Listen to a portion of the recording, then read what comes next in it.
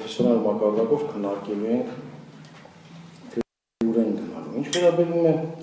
այն ոլորտներին, որոնք որ կարող են որոշակի sense driver-ի ֆունկցիայի վրա վերցնել, դրանք առաջինը IT-ն ու high-tech-ն է։ Կարծում եմ, որ գյուղատնտեսության մեջ մենք բավականին անելիքներ ունենք եւ հիմնականում այնտեղ փորձելու ենք մաքսիմալ հաշվի առնենք այն երկրների փորձը, որոնք որ sense բարձ ձևակերպեն խելոք գյուղատնտեսություն են բարում։ Հետաքրքիր ոլորտ է իհարկե մեր հանքային ոլորտը, հետաքրքիր ոլորտ է էներգետիկան,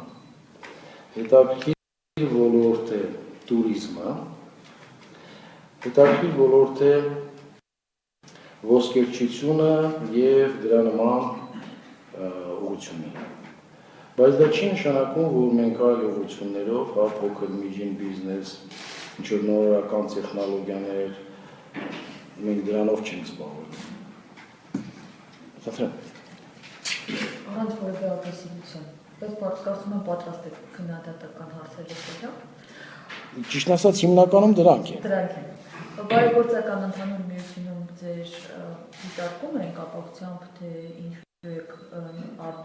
նշանակումներ մարդկանց, ովքեր ունեն նախկինում ղեկավարել են կամ հիմա էլ ունեն բիզնես շահագրգռվածություն ոլորտներում, դուք պատասխանեցիք, թե չեք ուզում, որ նշանակվեն մարդիկ, մոտավոր է սեր, որ աչքերը աջ ձախ կմտեն։ Հիմա ժողովրդական լեզվով ասած դուք ասեցիք, ես ձևով շարունակեմ, հա, ժողովրդական լեզվով աչքը կշտանալու հատկություն ունի, պարոն Կարապետյան։ Եվ քանի կադրային քաղաքականության մասին է նշանակ խոսքը, տեսեք, բավական քննադատությունների տեղիք տվեց այն, որ կառավարությունը բավական շատ համալրվեց մարդկանցով, ովքեր ձեզ ուղեկցում էին ձեր նախորդ աշխատանքում, հա, երբ տեղիք տալով բազմաթիվ հումորների, թե կառավարությունը գազաֆիկացվեց, գազ տվեց եւ այլն։ Շատ օրինակ ձեր աչքը կշտանալու հատկություն ունի։ Վստահ եք։ Շատ ես այդ կարծիքի չեմ։ Աչքը կշտանալու կամ, չգիտեմ, կուշտ հոգեբանություն ունենալու հատկությունը դա փողի քանակից չի եւ կաշելոքի հաստությունից չի։ Ես գիտեմ բազմաթիվ մարդիկ, որոնք որ այդ առումով եթե բառը կուշտը հնարավոր է օգտագործել կուշտը, մեկ։ Երկրորդը, թիմը ընտրելուց ես իրոք ընտրել եմ այն մարդկանց, որոնց որ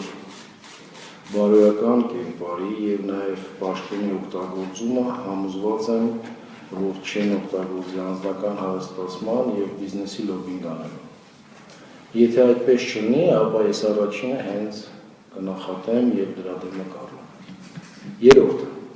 իրականում մենք ռեֆորմ անելու ժամանակ խնդիր ենք ունենալու ոնց ենք պետական համակարգի վարձավճարները փոխելու,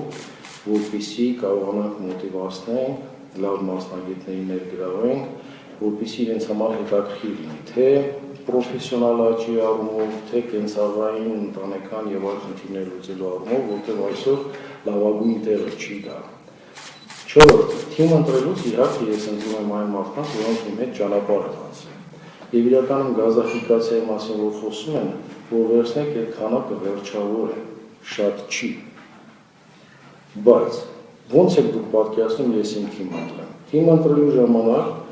գործընկերներ ընտրելու ժամանակ ես բազմաթիվ խնդիրներ եմ ունեցել։ Կան մարդիկ, որոնց որ ես որոշակի ավանսով եմ նշանակել, որտեղ այդ պահին ավելի լավ տեխնազու չեմ ունեցել։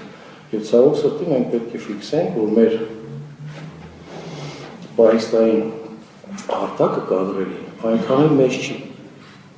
Եթե դուք ունեք լավ կադրեր, որոնց որ ձեր առջև տեսնում եք, որոնք որ կարող են որոշակի ոլորտներ կառավարել, ես մենակ շնորհակալ կլինեմ, եթե ինձ խորհուրդ տաք եւ մենք ունենանք այդ տվյալների բազան։ Հետագայում որտեղ այդ process-ը անընդհատ է, ռեգուլար առաջանալու են տեղեր, որտեղ որ մենք նոր կադրի կարիք ենք ունենալու, սիրով կքննարկեմ։ Խնդրեմ։ Վարչապետ նախագահը հայտարարեց, որ դուք հանրապետականի հաղթանակի դեպքում կշարունակեք պաշտոնավարել, Կուզենայի հարցնել իսկ նախագահի պաշտոնավարման ժամկետից հետո դուք պատրաստ եք այս պաշտոնից Սերժ Սարգսյանը, եթե հաշվի առնենք, որ նա չի բացառել, որ կարող է որպես վարչապետ պաշտոնավարել։ Ես կարծում եմ այդ հարցին պատասխանել եմ։ Համենայն դեպս իմ պատկերացմամբ, եթե ես ասեի 3-4 տարի, 5 տարի անընդմեջ ես պաշտոնավարելու եմ, անմիջապես դուք, քանի որ շատ կարող ուժեր եք եւ հնարավորություն ունեք մեկնաբանելու, թույլ կետը գտնելու պատասխանը, անմիջապես կասեք, իսկ եթե դուք էֆեկտիվ չլինեք, եթե դուք լավ չկառավարեք, վտանգ կա, չէ՞ որ դուք կդառնաք չարիք վատ կառավարելու առումով։ Այդ պատճառով հարցից պատասխանը հետևյալն է։ Չեմ եկել 6 ամիս աշխատելու։ Բայց միևնույն ժամանակ, եթե մենք արդյունություն ստանանք, եթե հանրությունը, ժողովուրդը, մեր քաղաքացին, գյուղացին, բանվորը, բիզնեսմենը, գիտնականը հասկանան, զգան, որ յուրաքանչյուրը մենք ճիշտ ուղղությամբ ենք գնում, որ մենք ինչ-որ ձևի ցույց ենք տալի այն հորիզոնները, որոնք որ հրապուրիչ են, որոնք որ բավարար են հասկանալու համար, որ ճիշտ ուղղությամբ են գնում, մենք փորձենք աշխատել երկարատև։ Քննարկել եք նախագահի հետ այդ հարցը։ Ոչ, նման հարց քննարկելը մոտավորապես նույնն է, որ ես հայտարարեմ, որ գիտեք ինչ, ես 3-4 տարուց պակաս պատրաստ չեմ աշխատել։ Դա որոշակի ցենս պետք է ներքին ունենաս, որպեսզի ասես, իսկ քանի տարի եմ ես վարչապետ աշխատել, մենակ ինձ երաշխավոր եք։ Կարծում եմ կոռեկտ չի լինի նման քննարկում։ Համաձայն եք։ Համաձայն չեք։ Չեմ կարող ասել։ Շատ, ընտրեք։ Վարչապետ, ձեր նշանակումից մի քանի օր անց խոսում ենք ձեզ հետ, դուք ընդունեցիք, որ ռեֆորմների ընթացքում բնականաբար համակարգը ցուցաբերելու է որոշակի ներքին հակազդեցություն եւ դա շատ լավ հասկանում եք։ Երևի թե այս ժամանակաշրջանը որոշակի արդեն տպավորություն ունեք եւ արդյոք այն հակազդեցությունները, որը նախատեսում եք, ավելի շատ է, ավելի քիչ է եւ եթե կարելի է որտեղ է ավելի շատ զգացվել։ Գիտեք ոնց, ավելի շատ է, ավելի քիչ է, ասեմ, այնքան է, ինչքան պատկերացրել եմ։ Երկրորդը չեմ կարծում, որ երբևիցե է այնքան կրիտիկական կլինի, որ մենք մեր պատկերացման ուղուց կշեղվենք։ Էլ ինչ հարցադրում կա, որտեղ է ամենաշատ, ավելի շատ։ Ինձ թվում է բոլոր տեղերը մոտավորապես նույն շատ, էպսիլոն ճշտությամբ, բայց կամենքում։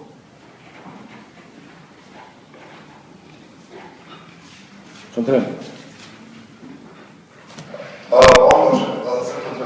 Հավատում եք պրոբլեմների ինվենտարիզացիա, այսինքն թե ինչպիսի տնտեսություն է ժառանգել, ինչպիսին է պատկերը, որպես ասեն դրանց ուսումը։ Դա առաջին հարցը, երկրորդ հարցը հասկանալ եք, որ ամենակարևորը 2017-ի համար դրանք նաև օտարերկրյա ներդրումներն են։ Ձեր թիմոնի հաշվարկ, քանի միլիոն դոլարի օտարերկրյա ուղիղ ներդրումներ կլինեն եւ որքան աշխատանք կբացվի, որովհետեւ այդ վարչարարությունն են ուժեղացնում, երբ որ կառավարումը դարձնում է արդյունավետ, եւ այդ բանը որ արդեն տնտեսական հստակ Շնորհակալություն։ Մեկը մյուսի հետ իրականում փոխկապակցված են։ Գույքագրում արել ենք ամբողջը, թե չէ, դեռ ամբողջը չեն գույքագրել եւ յուրաքանչյուրով մի նոր բան ենք բացում, բայց սենց մակրո առումով քիչ թե շատ պատկերացնում ենք։ Մակրո առումով քիչ թե շատ ուղղությունները ոնց են գնալու, որ ուղղություններով, որ ոլորտներով պատկերացնում ենք, տեղ կա ավելի խորը, տեղ կա ոչ։ Հաշվարկ թե 2017 թվականին ինչքան կլինի ներդրումները եւ ինչքան աշխատատեղ ունենք, հստակ այդպես չունենք, բայց մենք պատկերացնում ենք, եթե մեզ հնարավորություն տրվի երկարատև աշխատելու, ապա մոտավորապես ինչքան ներդրումներ են տարեկան պետք, որպեսզի մենք հնան 2 անգամ աշխատանք այն տարվա ընթացքում կամ հնան 3 անգամ աշխատանք եւ այսպես ասած այն նպատակները, ինչին մենք պետք է ձգտենք, ձևակերպել ենք։ Ես ասել եմ բազմիցս այսօր եմ ուզում ասեմ, այս նախընտրական փուլը ռեալ շատ խանգարում է տնտեսության ակտիվացմանը, որտեղ բազմաթիվ մարդիկ պրակտիկորեն կամ այական մարդ նույնիսկ տան գույքը առնելուց չգիտես ինչի հետաձգում ապրելի երկուսից հետո առնելու բիզնեսմենները նույն կերպ։ Կառավարման էֆեկտիվությունը, վարչարարությունը, ինչպես որ դուք ասեցիք, շատ խիստ փոխկապակցված է այդ երկրորդ հարցին։ եթե մենք ռեալ կարողանանք արդար միջավայր ստեղծենք եւ բիզնեսմենը հասկանա, որ ինքը անսպասելի իր համար զարգացումներ չի ունենա, խոչընդոտներ չի ունենա, իր համարձակությունը գումար դնելու բավականին աշխուժանն է։ Եվ դա շատ հետաքրքիր հետադարձ կապով գործընթաց է, որը ռեգուլյար ստուգվում է։ Հիմա մեզ էլ ստուգում են, փորձում են գալիս են սահմանահանձնելուց ինչ-որ ապրանք, որը նախկինում ասում են խոչընդոտներ կա, ստուգում են կանցնի, թե չի անցնի։ Այս գործընթացը ինչքան շուտ մեկս մյուսին այդ ազդակները տա եւ գործարար մարդը, ինվեստորը, բիզնեսմենը ոգևորվի կամ որոշում կայացնի, որ ներդնի, դրանից շատ խիստ կախված է։ Երբ որ բնականon ռեժիմի ընկնենք, սենց ռիսկային որոշակի կետեր չլինի, ապրիլից հետո կանխատեսելը, հաշվարկները անելը շատ ավելի հեշտ գործընթաց կլինի, քան այսօր։ Բայց կարծում եմ, որ մենք վերջ առաջ նման թվեր հայտարարել ենք մեր կանխատեսումները։ Ինչքան ներդրում կլինի 2017-ին եւ ինչքան աշխատատեղ։ Խնդրեմ։ Ամենայն համես պաշտպանները, նվազանում են, 200 աշխատատեղ եւ 3 միլիոն, չունեք որը։ 200 աշխատատեղ եւ 3 միլիոն առնվազն ձեզ խոստանում, եթե այդ իրականացնելը։ Կլինի ավելի, չէ, հստակ թվեր չունենք, որովհետեւ ուզում ենք թիվ հայտարարենք, որի ժողովրդական լեզվով ասած տակից դուրս գանք, ասենք, որ այսա է լինելու եւ հստակ հաշվարկած լինենք եւ ձեռներս պուլսի վրա լինի։ Խնդրեմ։ Որոշապետ, ես ուզում եմ հարցնել Արքային օրենսգրքի մասին, որտեղ դա դարբնությունն է, որ Մի քիչ բարձր, եթե թույլ տաք վատ եմ լսում։ Ես իմ հարցը Արքային օրենսգրքի մասին է։ Դա է մեծ դարբնությունն է, որ ես սկսել ինչ-որ բան փոխել արմատական փոխել Հայաստանում եւ դա շահավետացնել լավացնել դաշտեր և ավելացնել հարկային բազան Հայաստանում և դա ընդունվեց, երբ որ դուք նոր եկար։ Ես ասում եմ, որ նոր կառավարությունը հնարավորություն չունի ազդելու այդ հարկային կոդեքսի կոնցեպտուալ ինչ-որ իմաստով, կարող եք ասեմ փոխվելու է թե չէ, որտեղ ես գիտեմ, որ ձեր թիմի շատ անդամները դեմ էին այդ կոդեքսի ընդունման եւ ասում եմ, որ պետք է փոխվել այնտեղ լավ կոնցեպտուալ ակցենտ կար ընդհանուր հարկերի իջեցում, ոչ թե իջեցում, այլ բալանսավորում, որը մեծ տարբերություն է իջեցման հետ։ Սա առաջի հարցն է, երկրորդը ես գիտեմ, որ հիմա խոսում են ներդրումային ֆոնդ ստեղծելու համար, բայց մենք ունենք արդեն պատրաստի մի գաղափար, որ այդպես էլ չկարողացանք աշխատացնել, ես նկատում ունեմ այդպես ասած Պանարմենյան բանկը, որ իր գաղափարը շատ ուժեղ է, բայց դարձավ մի փոքրիկ վարկային կազմակերպություն, անպետք այս Հայաստանի համար, կարող եք, և օրենք եք ակնժամը, օրենք են պետք չի դրել, և չեք կարծում, որ Պանարմենյան բանկը կարելի փոխել և այս պրոցեսը շուտացնել, չստեղծել ինչ-որ ներդրումային ֆոնդ, երկարնապատել դրա մասին, հսկերը նայել, որի տվա երևի մի քիչ տարի։ Հարկային օրենսգրքի վերաբերյալ։ Հարկային օրենսգիրքը դա մեր պարտավորությունն է որոշակի ֆինանսավորող կառույցների նկատմամբ եւ դուք ճիշտ եք ասում, երկար աշխատել ենք այդ օրենսգրքի վրա, կառավարությունը երկար աշխատել է եւ մենք ունենք պարտավորություն որոշակի ժամկետում ընդունել։ Ինչ վերաբերում է մեր վերաբերմունքին, մասամբ դուք ճիշտ ձևակերպեցիք, մասամբ ոչ այնքան, կասեմ հետեւյալը. հարկային օրենսգիրքը ինքը իր էությամբ ինքը վատ փաստաթուղթ չի։ Ինքը նույնիսկ իրավունք ունի եւ գործում է։ Այնտեղ դժգոհություն էր առաջացել այն բիզնեսի ներկայացուցիչներից, այն պոտենցիալ հարկոթուններից, որոնց վրա հարկը ավելացել էր եւ որոնք որ աշխատում են սպիտակ դաշտում։ Եվ իրենց պրետենզիան ձևակերպում է հետեւյալ կերպ. Դուք ձեր հարկային մուտքերը միայն ավելացնում եք մեր հաշվին, քանի որ մենք սպիտակ դաշտում ենք աշխատում եւ ձեր քայլերը չեք ձեռնարկում, որպեսզի ստվերը բերեք եւ մենք ինչ մեղավորն ենք կամ մենք ենք միակ թիրախը, այդ առումով իրենց դժգոհությունը իրավունք ունի լինելու։ Հետագայում մենք հարկային օրենսգրքին եւ հարկային ռեֆորմին անդրադառնալով ենք, այո։ Ստրատեգիական մեր նախաձեռնությունների կենտրոնում մենք նախատեսել ենք առաջին 5-6 ուղղությունը բարեփոխումների, որոնց թվում է նաեւ հարկային ռեֆորմ։ Երկրորդ հարցը։ Ֆոնդը։ Մենք քննարկել ենք Pan-Armenian բանկի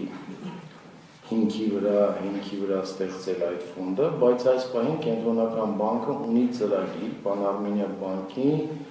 նոր կյանք, նոր շունչ տալու։ Այդ իսկ պատճառով մենք զուգահեռ ենք դնում։ Եթե իրենց այդ նախաձեռնությունը կամ ծրագիրը չիրագործվի, մենք քննարկենք այդ պլատֆորմը, եթե չէ, մենք այլ պլատֆորմի վրա կամ զրոյական ֆոնդը կստեղծենք։ Շնորհակալ եմ։ Խնդրեմ։ Անվարչապետ, ինձ համար մեր արտաքին տնտեսական կապերից ամենաառաջացվածային հարցերից մեկը մեր գազի գնագոյացումն է։ Ինձ միշտ հետաքրքրել է ոնց է ստացվում, որ Թյումենից գազը գալիս է հասնում է Հայաստանի սահմանի գնով, մոտավորապես ինչ է 40 կիլոմետր մինչև գալիս է Երևան։ Այս առումով հաճախ են հնչում մեկնաբանություններ ոչ միայն կողմից, այլ համացանցում ամենայնտեղ սա առավել հաճախ հնչող մեկնաբանություններից մեկը այն է, որ Գազպրոմը նավերսուչնիկի պես է, ինքը իրեն գազը թանկով էժանացնում է, բայց մեր վրա դա չի անդրադառնում։ Կարելի է արդյոք ակնկալել, որ գազի էական էժանացում կլինի, որովհետև անգամ ԵԱՏՄ մտնելուց հետո մեզ մոտ սպառողին գազը հասնում է ավելի թանկ, քան ոչ ԵԱՏՄ անդամ հանդիսացող շատ երկրներում։ Շնորհակալություն։ Օրինակ որ։ Օրինակ ոչ ԵԱՏՄ։ Համաձայն Սալավյովի երեկվա հայտարարության իր հաղորդման, օրինակ Լեհաստան։ Վստահ չեմ, Սալավյովը իմ շատ լավ ընկերն է եւ բարեկամն է, բայց վստահ չեմ, որ գազի գների մեջ նույն շատ կոմպետենտ է, ինչ որ տեսեք ոնց է։ Գինը Հայաստանի սպառողների համար որոշում է շատ պարզ մեխանիզմով։ Մեխանիզմը հետևյալն է. գազի գին սահմանին, հաստատուն ծախսեր ամբողջ համակարգով մեկ, բաժանած այն քանակ գազի, որը որ վաճառվում է։ Դրանով որոշվում է միջին մարժան եւ համապատասխան շահութաբերություն է տրվում։ Հանրային կարգավորող հանձնաժողովը հաստատուն ծախսերը ռեգուլյար վեր է ստուգում եւ կարծում եմ, որ դուք համոզված եք, որ իշխանությունը որևէ ռեզոն չունի այդ սակագինը բարձրացնելու, որովհետև մեր քաղաքացիները, մեր բիզնեսը, մեր սպառողները բավականին գրգռված են դրան վերաբերում։ Երբ որ մենք վաճառում ենք 2 միլիարդ, երբ որ համակարգը թույլ է տալի 8 միլիարդ վաճառելու, մի միավոր գազի վրայի մարժան ընկնում է բավականին բարձր։ Հարց. ինչի է մեր երկրում մարժան այսքան, Ուկրաինայում, Բելարուսիայում, Վրաստանում ոչ այսքան։ Գազի գնի վրա ազդում են մի քանի գործոններ։ Բացի այդ մատակարարից, սեփական գազ ունի չունի, տրանզիտային հնարավորություն ունի չունի։ Այդ իսկ առումով բոլոր այն երկրները, ում հետ համեմատվել են Հայաստանի գազի գները եւ մարժաները, տարբերվում են Հայաստանից։ Մենք միակն ենք, որ սեփական գազ չունենք եւ տրանզիտի գործոն չունենք, որովհետեւ երկրներ կան, որոնք որոշակի զանգվածին տալիս են գազի մատակարարման գնից էժան։ Այսինքն որ ինքը $200 գազի գինը առնում, ներքին գինը 140 է։ Դա չի նշանակում, չէ՞ որ ինքը մինուս $60 է, որովհետև ինքը ունի սեփական գազ եւ տրանզիտից օրինակ Բելարուսիան ֆանտաստիկ թիվ է առնում տրանզիտից, Ուկրաինան ֆանտաստիկ թիվ է առնում տրանզիտից, Վրաստանը եւ սեփական գազ ունի ոչ մեծ քանակի եւ ունի բազմաթիվ տրանզիտներ, ռուսական տրանզիտը դեպի մեզ, ադրբեջանական տրանզիտը դեպի Թուրքիա։ Շատ բարձ հաշվարկելի բան է։ Սա է բացատրությունը։ Չի էժանանա։ Հունվար մեկից չեժանացավ։ Մենք սենսացիա ենք ակնկալում մի բանի վրա, որ այնքան բնականon է, $150 սահմանի վրա գազի գին, ու Իրանի դեպքերը շատ են վերում։ Չէ ինչի Իրանից չեք վերցնում։ Իրանի գազի գինը, եթե մենք դոլարով առնենք, ավելի թանկ է, քան $150։ Ես ժամանակին, երբ որ հայրուս գազ արտում ուզում էի մի փորձ անեի, աճուրդ հայտարարի կամ տենդեր հայտարարի, ասի ով կարող է գազ բերել։ Բայց շատ մեծ վտանգ կար, որ այն միջին գոյացված ռեգիոնալ գինը, որը մեր մոտ կձևավորել, կբերեր նրան, որ Գազպրոմը, մենք ընդ որում ասել եմ, չէ՞ որ բաց ենք խոսում, դուք կորոշեք ինչն եք մամուլում դնում, թե ինչը ոչ, մեծ քանակով մարդկանց հետ հանդիպելու ժամանակ ասել է եկեք սրա մասին շատ բաց չխոսանք, կարծում եմ անհեռանկարային գործ է, բայց ամենայն դեպս մենք կարող ենք վերենք նրան, որ վաղ մյուսօր Գազպրոմը հայտարարի գիտես ինչ, քո գազի գինը միջին ձևավորվող Հայաստանի սահմանի վրա $270-280 է, ես որ 250 տալիս եմ կամ 240 գոհ եղի, որտեղ սրանց էժանը չկա։ Շնորհակալ, խնդրեմ։ Վարչապետ գազի թեման ուզում եմ շարունակել, ճիշտ ասած, խոսքս վերաբերում է գազալցակայաններին, որովհետև մենք պարբերաբար տնային սպառման գազի մասին խոսում ենք եւ հունվարի 1-ից այդ մթերքի մասին խոսում ենք, որ այդ մենք ավելի քիչ ենք վճարել գազի սպառման համար, բայց մի այսպիսի հարց, որ իսկապես հետաքրքրական է այդ ԱԺԿ-ների մասով, հա մենք այսօր Հայաստանի Հանրապետությունում ունենք տարբեր գործարաններ, ովքեր ներկայացուցիչներն են, հա, այդ բիզնեսի, սակայն մենք ունենք գնային շատ լուրջ տարբերություններ այդ ԱԳԼՃԿ-ներում։ Այդ ինչն է պատճառը, որ մենք Հայաստանում այդ տիրույթում ունենք 1 կվմ գազը 150 դրամից սկսած մինչև 210 դրամի գնային այսպիսի տատանում։ Այդ ինչի է դա պայմանավորված եւ արդյոք սպառող Հունգարի 1-ից նաեւ չի կարող ավելի պակաս վճարել այդ գազի սպառման համար եւ առհասարակ այդ շուկայում գնային ստաբիլ քաղաքականություն որոշելու առումով ինչ կարող եք ասել, շնորհակալություն։ Հետևյալը 2001 թվականին, երբ որ մեր թիմը մտավ Հայրուսգազարդ կառավարման այդ միսիայով կամ հանձնարարականով, մենք ունենք 11 թե 12 հատ ԱԳԼՃԿ, այսօր ունենք 400։ Մոնոպոլ կարգավիճակ, գերիշխող կարգավիճակ այնտեղ չկա։ Գինը թելադրող այնտեղ չկա։ 150 եւ 210-ը պետք է ուրախանանք, եթե 150-ով կա, 210-ով մի առեք։ Հենց չառնեք 210-ը իշնելու է։ Պետական գոսպլոնի կառավարում ստեղծել մրցունակ դաշտում պետք է թե ոչ, իհարկե ոչ։ Ինչ է պետք անել մրցունակ դաշտ ստեղծել։ Ոնց բիզնեսը կարձականքի, երբ որ մենք իրեն մուտքի գինը իջեցնում ենք, եթե ճկուն բիզնեսմեն է շուկան գրավելու համար, ինքը պետք է ճկուն սակագին սահմանի։ Մենք դիրեկտիվ ասել ենք, որ մուտքի գազի գինը այսքան իջել է, դուք այսքան պետք է իջեցնեք, չենք ասել, որովհետև 400-ը տագնք այսքան։ Բայց նույն ռեսուրսից չեն օգտվում այդ ԱԳԼՃԿ-ները։ Ճիշտ է, բայց նույն բայց դուք եք չէ օրինակ բերում, որ կա եւ 150 եւ 210։ Էս այ հենց հարցը, բարելիքի, բենզինի պարագան մենք միշտ փորձում ենք շուկայում այդ ստաբիլությունը պահել գնալ, իսկ նույն ինչի ԱԳԼՃԿ-ների պարագան չի իրարանում։ Այսինքն ոնց ենք փորձում պահել։ Մենք դիրեկտիվ հանձնարարում ենք ին պահեն, դուք ինչ եք ակնկալում, որ ես ինչ ասեմ ԱԳԼՃԿ-ներին 150-ից ավելի։ Մեխանիզմը պարզապես չէ։ Մեխանիզմը շուկան է թելադրում։ Դուք շուկայական հարաբերությունների կողմնակից եք, չէ՞։ Ասում եք ադմինիստրատիվ շատ մի միջամտեք, մի որոշեք ով այս բիզնեսով զբաղվելու, ով չի զբաղվելու։ Հիմա շուկայական միջավայր է, մի ունեք 150 դրամի ալտերնատիվա, մի գնացեք 210-ով մի գնեք։ Եվ ինքը շատ շուտ գինը կիջեցնի։ Պետական թանկությունը հայրաքաղաքում, մարզերում արդեն էժան։ Ես չգիտեմ, ճիշտ ասած։ Խնդրեմ։ Եթե ցանկանում եք հավատում եք դուք ազգային վիճակագրական ծառայության տվյալ տվյալների մասնավորապես եթե հավատում եք ապա բացատրեք ինչ եղավ մեր հյուրանոցության հետ օգտակցի որ 30%-ով անկում ապրեց 20%-ով շնորհակալություն ապրեց անցած ամիսը 20%-ով անկում ապրեց երկրորդ հավատում եք որ մեր ծառայությունների բոլորը 16% ինչքան աճը ինչքան դա պայմանավորված օրինակ կազինոներով եւ տեղերի մասին Ինչի մասին։ Դեղերի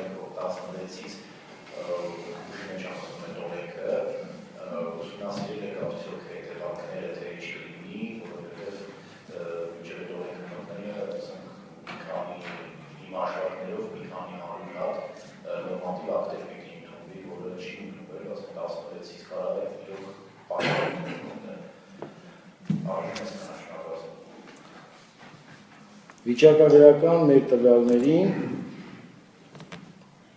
ընդ որում ոչ միայն ես, նաև վիճակագրության կոմիտեի նախագահ, ունենք որոշակի ոնց ձևակերպեմ մտավախություններ, որովհետև գյուղատնտեսության ոլորտում վիճակագրական տվյալների հավաքագրումը կազմակերպվում է համայնքապետերի, մարզպետների միջոցով,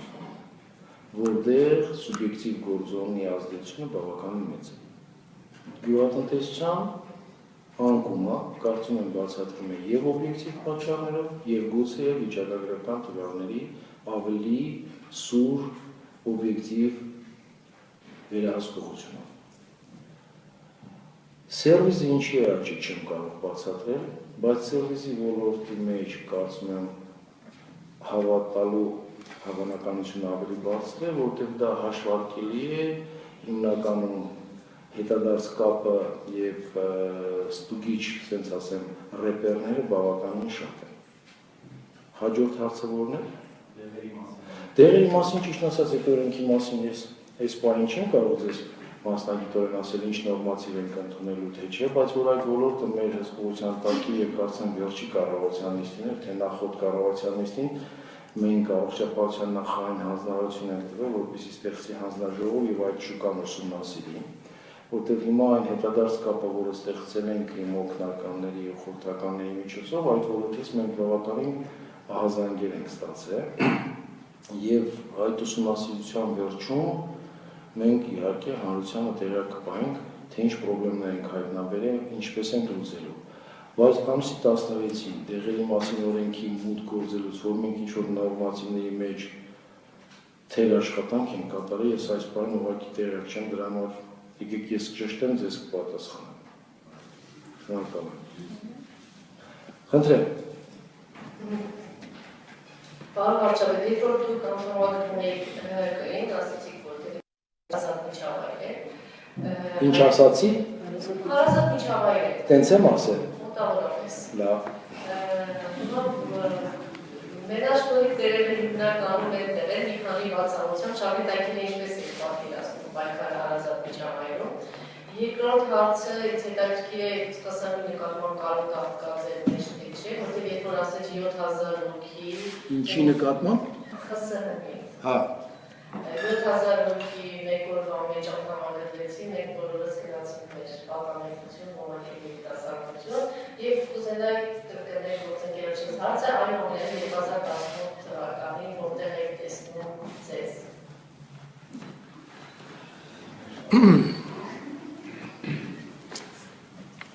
ԽՍՀՄ-ի նկատմամբ շատ անտարբեր եմ եւ հանգիստ եմ։ 7000 հոգին ընդունվել է եւ ստիպողական է թե չէ, դուք այնքան հնարավորություն ունեք այդ ստուգելու։ Ամեն դեպս իմ կողմից որևէ պարտադրանք չի եղել։ Ես չեմ բացառում, որ տեղերում որոշակի մարդիկ կարող են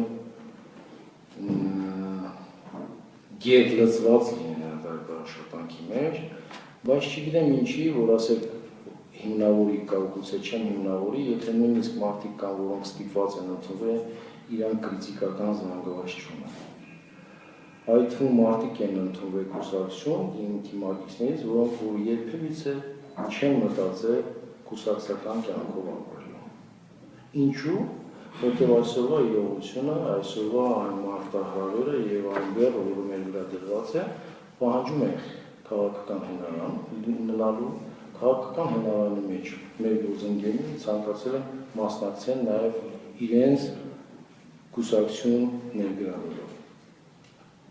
Երրորդ հարցը որտեղ եմ տեսնում 2018 թվականին, ինձ թվում է մաքսիմալ պատասխանել եմ, որ մասը պատասխանից ձեզ ձեռ չի տալ։ Կոնկրետ, այսինքն եթե Եթե մեր կառավարությունը, մեր թիմը էֆեկտիվ աշխատի եւ եթե պահանջված լինի, վարչապետ եմ տեսնում։ Դա եք ուզում տեսնել։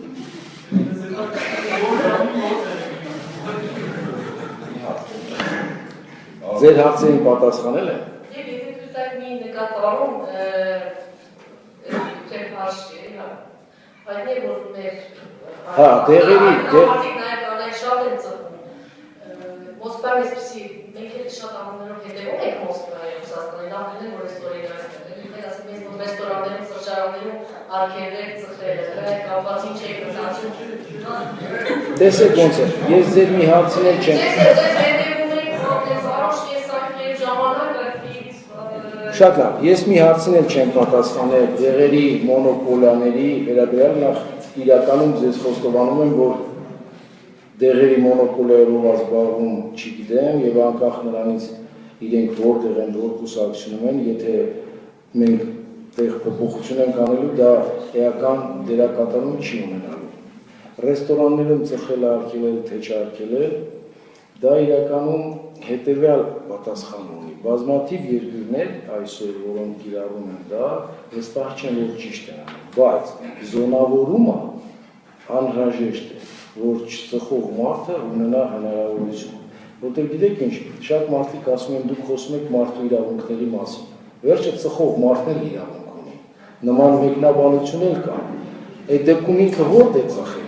Ասում ենք փողոցում ծխի, բայց ինչի, ես էլ եմ մարդ կամ հայտնել է ծխող մարդ, ինքն էլ է ուզում որոշակի իրավունքներ ունենա։ Ինչ ասում եք, որ մենք ընդօրինակում ենք ամեն ինչը Մոսկվայից, ես իհարկե ձեր այդ բան հետ համաձայն չեմ եւ հասկանում եմ, թե դուք ինչ ենթատեքստ ունեք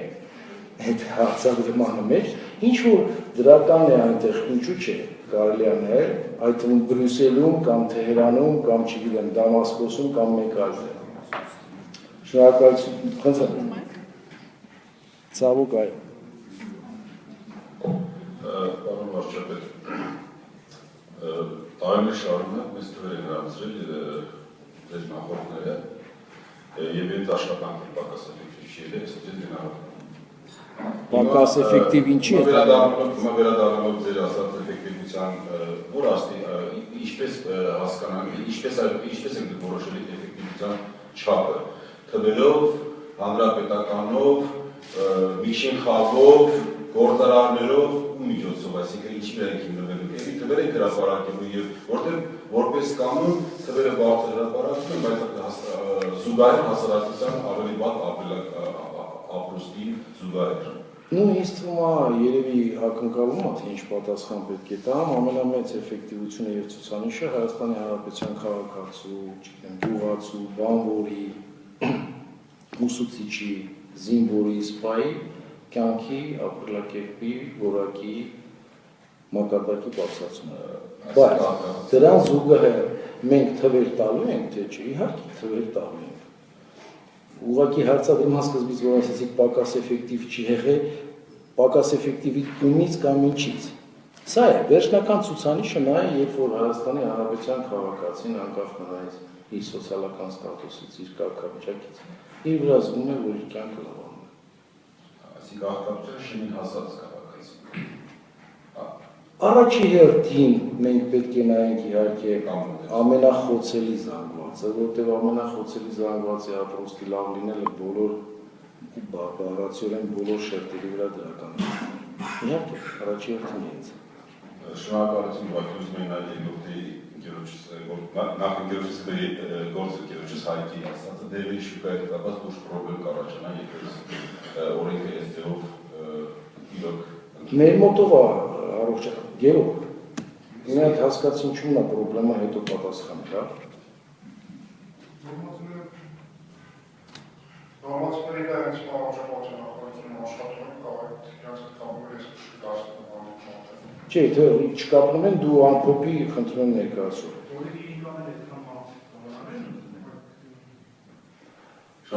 Շնորհակալություն։ Խնդրեմ։ Շնորհակալություն։ Պարոն վարչապետ, երբ որ դուք անդամագրվեցիք հանրապետական կուսակցությանը, դիմումի մեջ այսպես ձևակերպում կար, որ ես ամբողջությամբ համաձայն եմ հանրապետական կուսակցության քաղաքականության հետ։ Այսինքն սա ենթադրում է ասել, որ դուք նաև նախորդների, հա, վարակական ձեր նախորդների վարակական։ Բա ասում եք ագրեսիվ չենք տրամադրված այսօր։ Ճիշտ ասած, կա ձև դիմումի։ Ես չեմ այդ ձևը դրել ստորագրումը, ինչի հետ համաձայն եմ 7 կետով հայտարարել եմ։ Ինձ թվում է, եթե սխալվում եմ, պատրաստ եմ հիմա այդ բաստոված մասը լրացն է, հանրապետականում լինելը երաշխավորում է, որ եթե դու վաղը մյուսով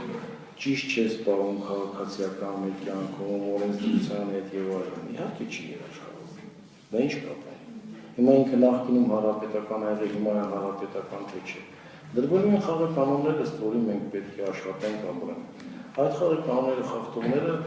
պետք է համապատասխան վերաբերմունք ունենան, անկախ նրանից թե իրենք ինչ քաղաքացիական պատկանելություն ունեն։ Եթե կարելի երկրորդ եւ երրորդ հարցը լսել, ես ուզում եմ իմանալ դուք մամուլի հրապարակումների մասով ինչ որ հրահանգ տվել եք, որտեղ նախորդ վարչապետերի օրոք այսպիսի պրակտիկա կար, որ վարչապետերից մեկը հայտարարեց, որ մամուլում ինչ գրվում է, պետք է հետևից գնան, կամ մամուլը պիտի պատժվի, կամ այն անձնավորությունը, հա, ում մասին հրապարակվել է, սա առաջին հարց։ Եվ երկրորդը,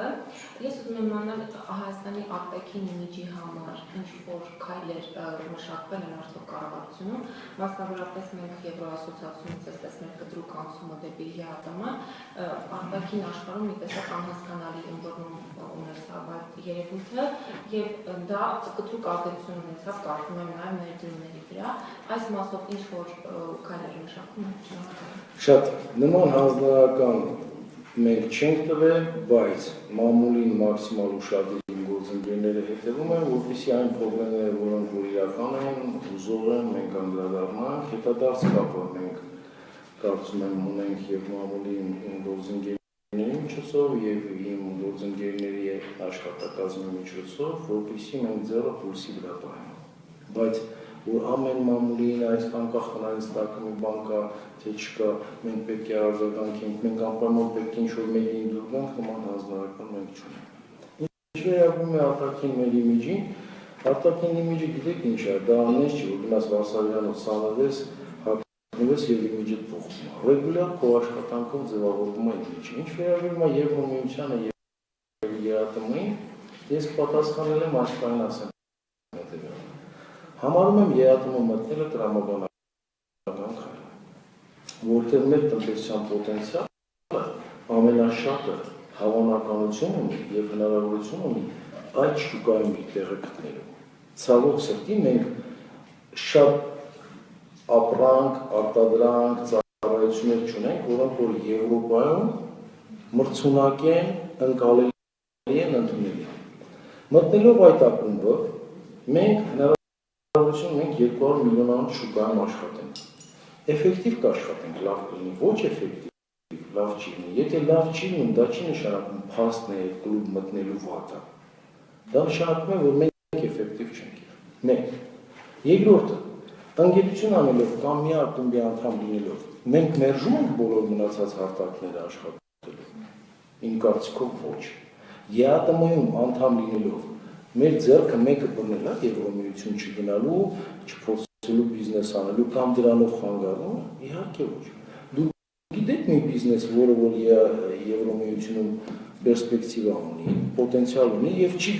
գնում այնտեղ կամ իրան չեն ընդունում այնտեղ, որտեղ ասում են չէ քո երկիրը ԵԱՏՄ-ի անդամ է։ Այդ իսկ պատճառով ես քո հետ համագործակցություն չեմ անելու, ինվեստիցիա չեմ անելու։ Ավելին ասեմ, ԵԱՏՄ-ի մեջ ակումբի անդամ լինելով Հայաստանը ունիկալ շանս ունի, բոլոր 5 երկրները գիտեք, եթե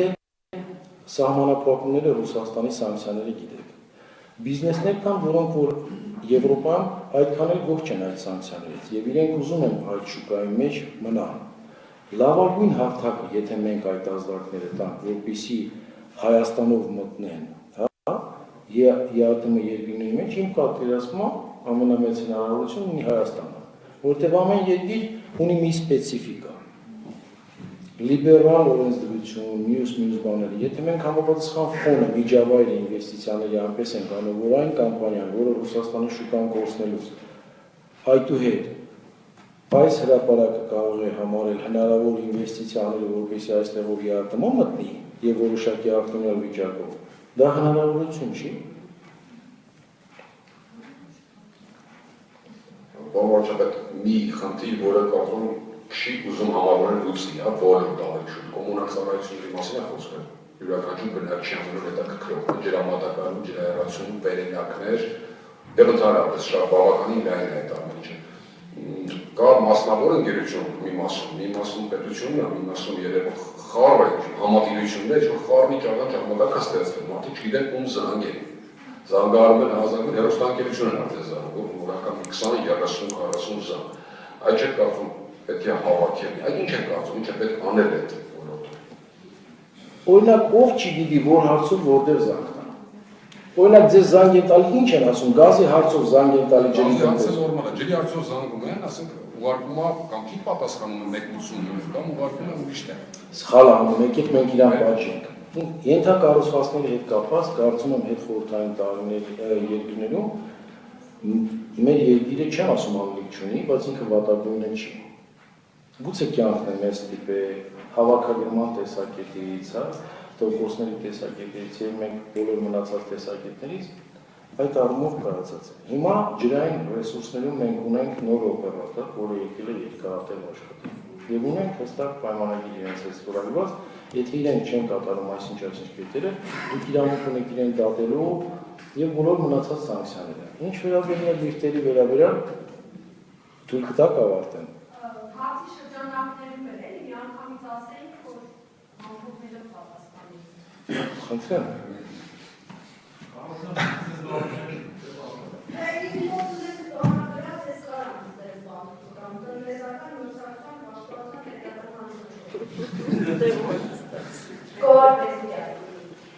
Ես ուզում եմ գործընկերոջս հարցի հետ կապված ջրամատակարարման, որ ասում եք պետքա պատժել։ Դուք տեղյակ եք, որ ասեք Երևանի բազմաթիվ համայնքներում 24 ժամյա ջրամատակարարում չկա, ավելին Երևան ջուրը երկուսում առանց իրազեկելու քաղաքացիների ջուրն անջատում է, ամեն օր գրեթե նման խնդրի հետ բախվում եք։ Եվ ասենք զուգահեռ Սերժ Սարգսյանը հայտարարում է, որ 24 ժամյա ջրամատակարարում կա եւ դա ճանաչված է մեր երկրի համար։ Գումարած դրան, հայտարարում եք, որ գազը 8 դրամով էժանանում է հունվարի 1-ից, տեղյակ եք, որ ջուրը 8 դրամով թանկանալու է հունվարի 1-ից։ Կարող եմ պատասխանել։ Շնորհակալ եմ։ Ջրամատակարարման վերաբերյալ իմ տվյալներով, գուցե ես սխալվեմ, խնդրեմ գործընկերներս ուղղեն, մենք ունենք, եթե չեմ սխալվում, 22 ամբողջ, չգիտեմ ինչքան, տասնյակական ժամ միջին մատակարարման Երևանում, դա չի նշանակում, որ մի տեղ չկա 24 ժամ, մեկ այլ տեղ չկա 16-18 ժամ։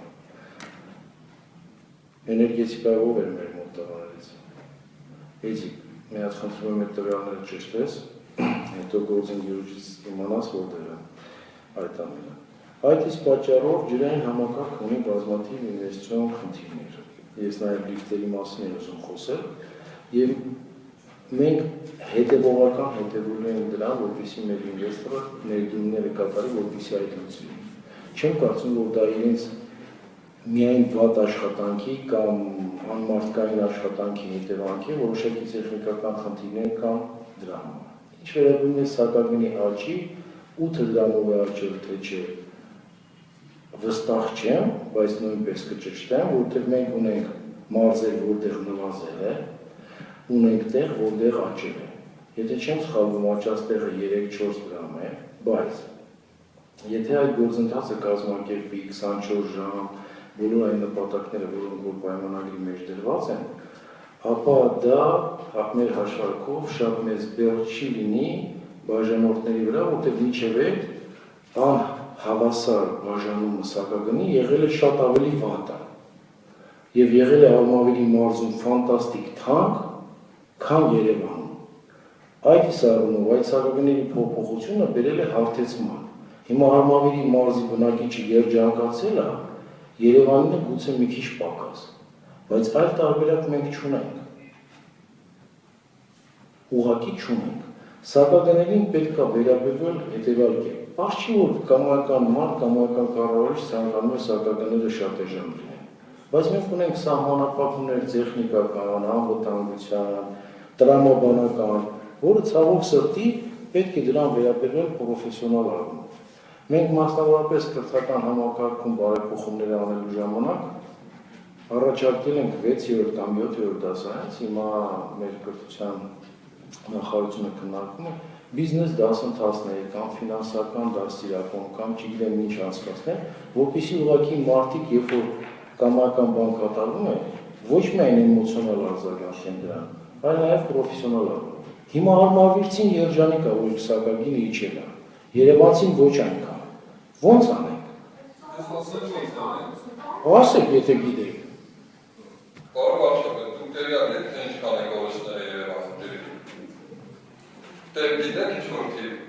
Այո։ Ինչքան է։ Շատ։ 80% է կազմում կորստները։ 80% չէ, շատ է։ Գուցե դրանով զբաղվեք, ասում եք, ես չգիտեմ, որ չգիտեք, դե ցույց ենք տալ, կորստները Կներեք, ինչպես կարող եմ ձեզ դիմել։ Ես ամենս էդիկ եմ։ Էդիկ։ Կառավարիչի հետ խնդիրը դրված է հենց դրա համար։ Դուք գիտեք ձեր մի օրվա մեջ նախ 80% չի, բայց ես չեմ ուզում պնդեմ, բարձր է, նորմատիվից շատ բարձր է։ Տասնյակ տարիներ այդ համակարգում ներդրում չի եղել։ Բացի նրանից, որ այնտեղ կարող է գողավազակ լինի, որը ես չեմ բացառում, բայց կա տեխնիկական օբյեկտիվ պատճառներ են։ Դուք գիտեք մի ձև, որ մի օրվա մեջ այդ բոլոր ներդրումները դնում են, սակագին չեն բարձրացնում եւ բոլորին երջանկացնում են։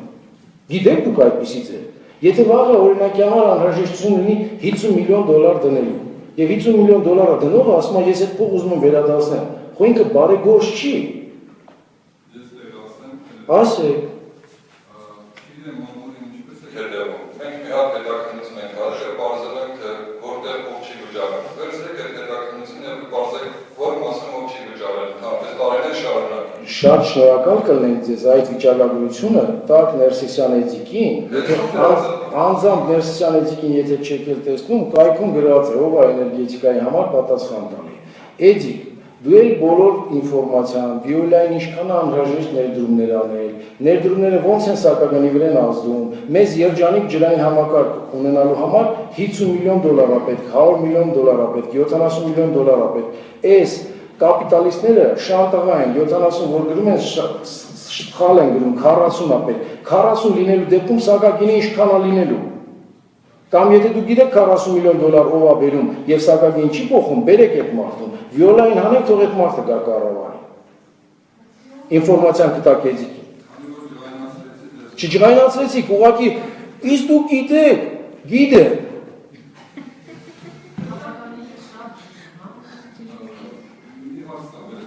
Խնդրեմ։ Որպես գործարար, ինչ պետք է ներդրում անեք Հայաստանում։ Դրսի գործարար։ Նույն պատճառով ինչի պետք է անեք Շվեդիայում։ Նույն պատճառով ինչի պետք է անեք Շվեդիայում։ Գործարարը ներդրում անում է նրա համար, որպեսզի ստանա տրամաբանական եկամուտ։ Չէ՞։ Շվեդիայում ուրիշ պատճառով են անում։ Ես ձեզ հարցին պատասխան եմ տալի։ Ինչի համար պետք է Հայաստանում ներդրում անեն եկամուտ ստանալու համար։ Պատճառը բոլոր երկրներում նույնն է, Հայկ տեսնում եմ, անպայման քեզ հարց եմ տալու։ Դե այդ հարցի հետ կապված կոլեգիալ հարց տվեք, որ մի կնոպկան սեղմեմ, ասեք։ Խնդրեմ, միացրել եմ ձեր լսափողը։ Շվեդիայի գործարարը Շվեդիայում եւ Հայաստանում նույն բանը պիտի անի։ Իսկ այ Շվեդիայի վարչապետն ու Հայաստանի վարչապետի մոտեցումները գործարարի նույնը պիտի լինեն, թե չէ։ Ինչով է տարբերվում Հայաստանի վարչապետի մոտեցումը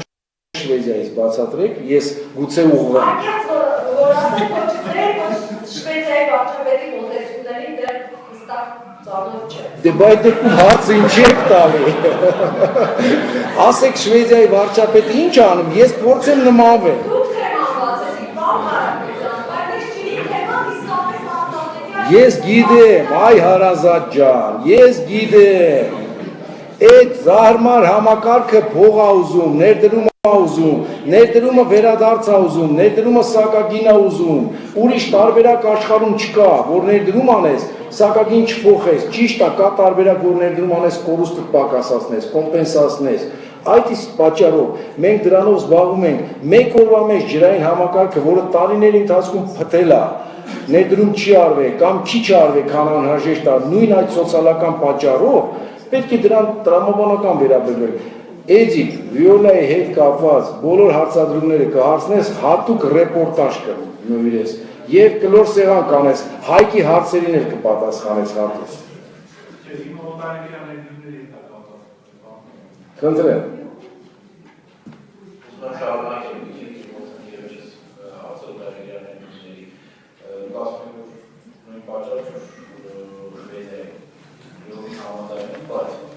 Ես տարվա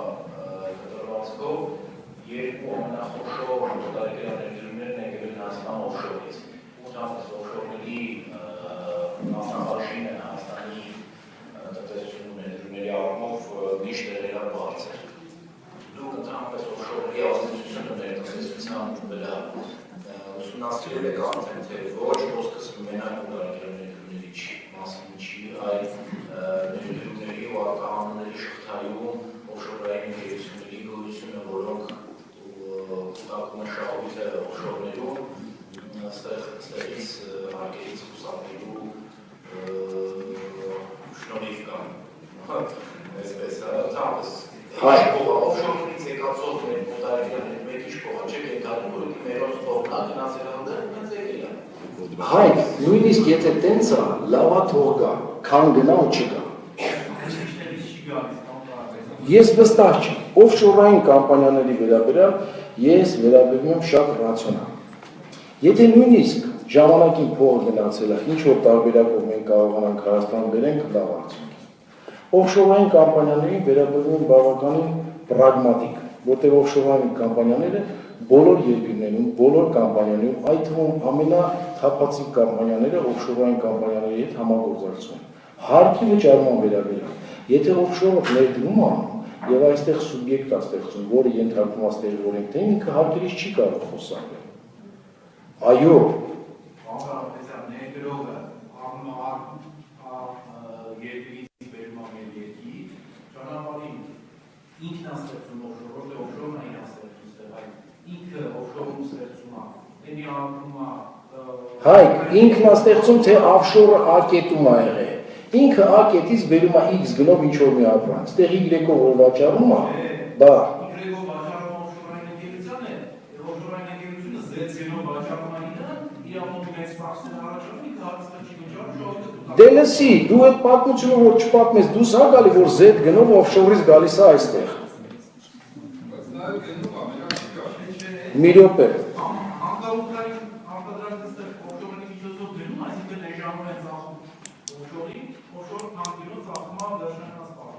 Եկածողներ ընդդեմ առնում է էժան օֆշորը, օֆշորային ընկերությունը, ցանկելով ծախում է մեր դերժողի կոչվածան նույնն իհարկե։ Լսի, եթե օֆշորային չներ, թան գնով որ բերում է, տեսեք, ինչ որ վերաբերում է ստեղի արտահանմանը, եթե մենք արտահանման հետ կապված խնդիր ունենք, որ ինքը իջեցնում է արտահանման գինը եւ հետո վերավաճառում է, ապա դուք գիտեք, որ ռոյալթիով, հանքարդյունաբերության մեջ ռոյալթիով մենք փորձում ենք կարգավորել դրա հարկերը։ Պետք է դրան հետևել, թե չի, այո։ Բայց դուք ասում եք, ինքը ինչ որ մի X երկրում առնում է, հետո օֆշորին վաճառում է, օֆշորից հետո Z գնով բերում է այստեղ։ Կարող այդպես է, կարող այդպես չի։ Ես տեսնում եմ, որ Z գնով ինքը առել է ապրանքը բերել է Հայաստան։ Կարա չէ տենց լինի, որ ինքը չի այդ ցիկլից եւ սկզբին եւ վերջում։ Իսկ դու ո՞նց ես պատկերացնում Վիրջինիան կղզիներում Հայկը եթե առնում է A գնով, վաճառում է X գնով, հետո Z գնով առնում է, մենք ո՞նց պետք է ստուգենք։ Մենք ընդհանրապես տեսնելու ենք Հայկը, որ Z գնով մտնում է, եւ եթե մենք մրցունակ դաշտ ենք ստեղծում, Հայկը էլ Z գնով չի կարող բերի, եթե մոնոպոլ չի։ Վիրջինիան կղզիները դու ո՞նց ես ուզում հետազոտես։ Ամերիկյան ցռում չի կարող հետազոտել։